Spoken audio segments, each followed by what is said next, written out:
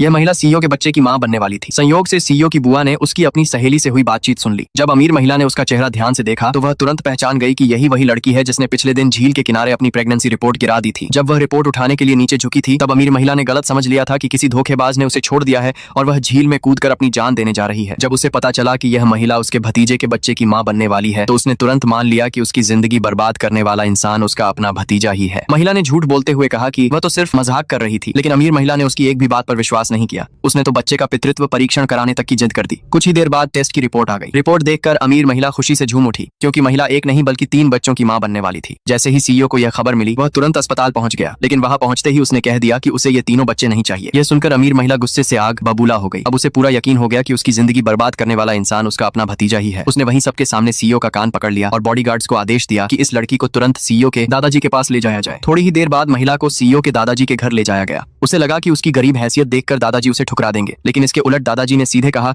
कि वह सीईओ से शादी कर ले। अगर वह इस शादी के लिए तैयार हो जाए तो उसके बदले वे उसकी दादी के इलाज का पूरा खर्च उठाएंगे। अपनी दादी की जान बचाने के लिए महिला के पास इस शादी के लिए हाँ कहने के अलावा कोई दूसरा रास्ता नहीं था। जैसे ही वह कमरे से बाहर निकली, सीईओ के पूरे परिवार ने उसका गर्मजोशी से स्वागत किया, लेकिन सिर्फ सीईओ ही उसे लालची और स्वार्थी लड़की समझता था। उसने साफ कह दिया कि वह पूरी जिंदगी उससे कभी प्यार नहीं करेगा। सीईओ का यह रवैया देखकर महिला ने अपनी असली पहचान छिपाने का फैसला और भी पक्का कर लिया। दरअसल उसकी एक और गुप्त पहचान थी, वह उसी सीईओ की पर्सनल सेक्रेटरी थी। उसे पहले ही पता चल गया था कि सीईओ एक साधारण और बिना आकर्षक दिखने वाली सेक्रेटरी रखना चाहता है, इसलिए उसने जानबूझकर अपने चेहरे पर भद्दा और भारी मेकअप किया और आसानी से इंटरव्यू पास कर लिया। इतने सालों तक कंपनी में कोई भी उसका असली चेहरा नहीं पहचान पाया। 2 महीने पहले कुछ लोगों की साजिश की वजह से उसकी और सीईओ की एक रात साथ गुजर गई थी। सुबह जब उसकी आंख खुली तो उसे डर था कि कहीं सीईओ उसे नौकरी से न निकाल दे, इसलिए वह तुरंत बाथरूम गई, अपना मेकअप उतारा और मासूम बनकर सीईओ से जिम्मेदारी लेने की बात कही। सीईओ उसे अपनी सेक्रेटरी के रूप में पहचान ही नहीं पाया। उसे लगा कि वह भी दूसरी लड़कियों की तरह सिर्फ पैसों के लिए उसके करीब आई है, इसलिए उसने उसे तुरंत वहां से भगा दिया। उसी रात सीईओ अपने दोस्त के रेस्टोरेंट में खाना खाने गया। उसके दोस्त ने बताया कि उसने नीचे उसकी सेक्रेटरी को डिनर पार्टी करते हुए देखा है। यह सुनते ही सीईओ तुरंत उसे देखने के लिए उठ खड़ा हुआ, लेकिन उसके दोस्त ने उसे रोक दिया। उसने कहा कि ऑफिस के बाद कर्मचारियों को अपनी निजी जिंदगी जीने का पूरा अधिकार है। सीईओ ने सिर्फ नीचे झांक कर देखा, तभी उसकी नजर अपनी सेक्रेटरी पर पड़ी